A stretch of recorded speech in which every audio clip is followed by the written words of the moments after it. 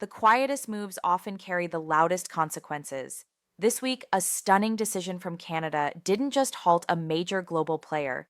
It didn't just stop a multi-billion-dollar real estate acquisition by the world's largest asset manager, BlackRock. It did something far more profound. It exposed a critical hidden vulnerability in the global market's belief system. The news focused on the immediate, the blocking of the deal. But the deeper question is, why now, and why this particular move? This wasn't merely a protective policy action. It was a rare, public-facing challenge to a core tenet of modern financial psychology: the unchallenged assumption that the largest, most diversified capital, specifically from institutional investors like BlackRock, always wins, always expands, and always faces open doors. The hidden system at play here is the rising tension between sovereign national interest, the welfare of domestic populations, and the seemingly unstoppable cross-border velocity of financial capital seeking maximum yield.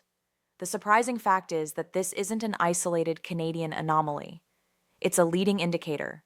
The underlying mechanism that allowed this challenge to succeed wasn't a new law, but the activation of existing, often dormant national security provisions, a tool usually reserved for espionage or critical infrastructure like telecommunications. Applying this lens, the national interest and security of housing supply, to a standard real estate transaction is the escalatory shift.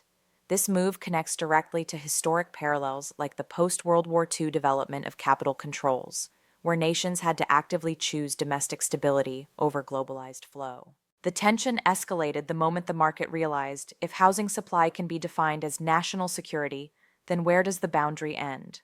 For the regular family, this matters because it validates a deep, simmering psychological frustration. For years, the median income earner watched institutional money, armed with lower borrowing costs and longer time horizons, slowly drain the housing inventory, transforming homes into assets, not shelter. This Canadian decision acts as a behavioral cue, signaling to other governments that a political and public relations risk now outweighs the perceived economic benefit of welcoming all capital. It's the first major check placed on the belief that all capital is inherently good capital. It forces a necessary conversation about the social contract between the market and the state. What we just witnessed was not a simple veto. It was a test of sovereignty against scale, and sovereignty won. But the true leverage point is what this exposes about the market itself: a reliance on an unspoken, unconditional welcome. And now that welcome has been revoked, leading us directly to the mechanical question: what is the real weak point this decision revealed in the global asset management strategy? The true drama of this event is not in the political theater, but in the subtle economics. BlackRock, and institutions like it, operate on a principle of systemic certainty. Their entire business model is predicated on the idea that global markets, while volatile, are fundamentally open and that scale confers an impenetrable shield. Canada's decision didn't just dent a portfolio, it introduced systemic uncertainty into the calculus of real estate acquisitions worldwide. The hidden mechanism behind this play is the shift from economic regulation to security regulation. In most markets, cross-border real estate is regulated by simple trade and finance rules. By invoking the National Security Review for an asset class like rental housing, the Canadian government redefined the stakes. This is the institutional psychology of a nation-state asserting its primary role: protection. It reveals a classic economic tension: the conflict between Pareto efficiency, free capital flow maximizes total value, and distributive justice, national policy must ensure its citizens benefit. When institutional investors are denied, they don't simply lose a deal, they lose the predictability required for their long-term growth models. The surprising connection lies in the structure of the investment vehicle itself. Major firms often operate a complex web of global funds. They rely on the anonymity and speed of capital flows to secure desirable assets before local competition can mobilize. The Canadian bloc essentially used the power of procedural friction, the delay and scrutiny of the security review, to slow down the velocity of money for this specific type of capital. This historical echo is found in the capital flight controls of the 1970s, where nations put up deliberate bureaucratic walls to control the movement of funds that were destabilizing domestic economies. For a firm built on maximizing alpha, return above the benchmark, the introduction of a non-financial political risk alpha, the risk of sudden policy-driven rejection, is a fundamental threat. This matters to the average citizen because institutional money relies on their passivity. They expect the public to focus on interest rates, not the provenance of the buyer. This event turns that psychological expectation on its head. It gives citizens in other nations a template for political pressure, forcing their own governments to look at the precedent set. If a home is a right, then its commodification by foreign-affiliated entities can be deemed a risk. This is a direct challenge to the globalization of necessity, the idea that the things we need, like food, water, or housing, are subject to the same free market rules as luxury goods. The BlackRock strategy and the strategies of its peers relies on capital being non-ideological and neutral. But Canada just proved that capital can be stopped when it intersects with a critical social need. This wasn't about the money, it was about the asset class. Which compels the question, but here's the part nobody expected. What is the global contagion effect of declaring rental housing a national security concern? When a massive, diversified asset manager is publicly rebuffed, the entire global market sits up. This is not just news in Ottawa, it is a policy signal being decoded minute by minute in London, Frankfurt, Sydney, and Singapore.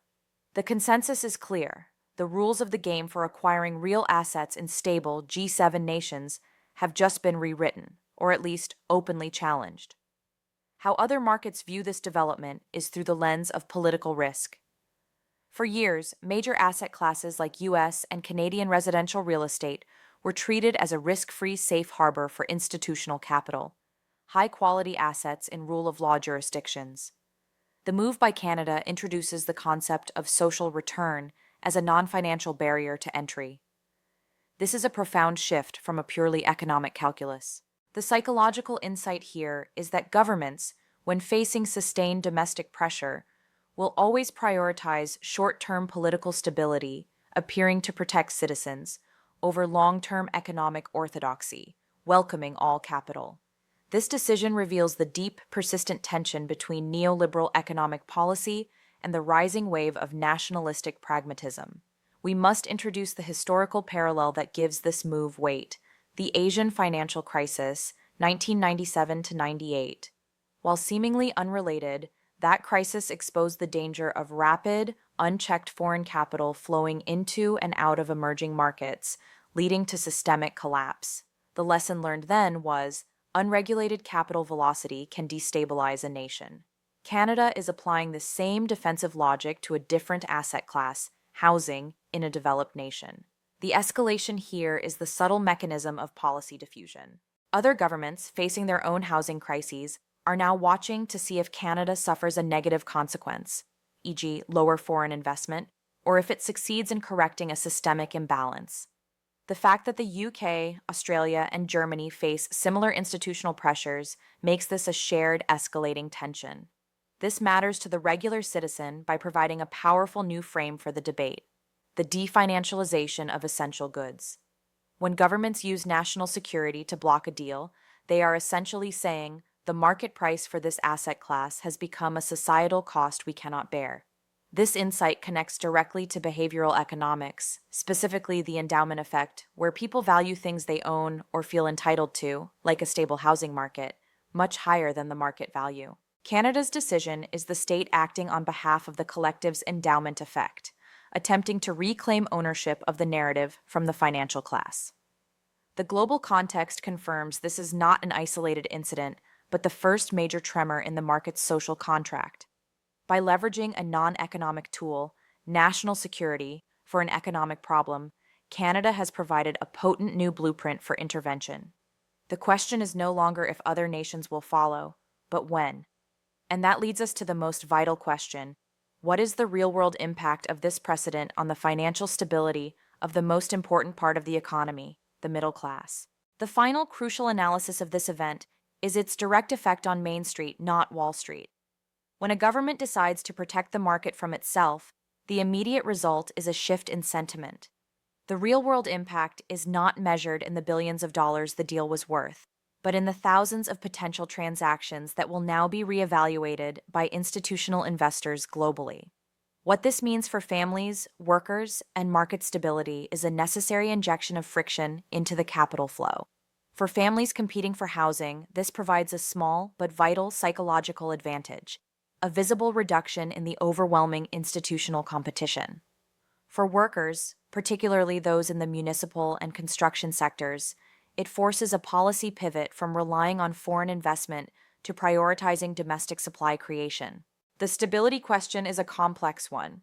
While some economists will argue that friction creates instability, the behavioral insight suggests that the unstable element was the unsustainable financialization of housing. The move is an attempt to create social stability at the expense of pure financial efficiency.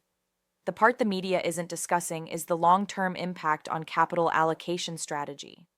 BlackRock and similar firms are not abandoning the residential market, they are simply moving. This decision will not stop capital flow. It will redirect it to markets perceived as politically safer, nations with weaker regulatory frameworks, or regions within a country with lower political sensitivity. The surprising mechanism is the creation of a policy arbitrage opportunity. Capital that was once focused on high-quality, stable jurisdictions like Canada will now flow to jurisdictions where the social contract is cheaper to buy. This escalates the tension for less developed or more politically permissive markets, creating a silent surge of institutional money that could cause far more dramatic domestic housing crises there. This directly impacts the global trend of wealth transfer. By slowing the institutional acquisition of single-family and multifamily homes, the Canadian move preserves a small, final window for the traditional transfer of wealth through home ownership to the middle and working class. It allows a momentary reassertion of the ladder of opportunity against the financial structure of the wall of capital. It forces every other developed nation to confront the fact that residential housing is not just a commodity, it is a national social utility. The political cost of ignoring this reality is now demonstrably higher than the economic cost of intervention.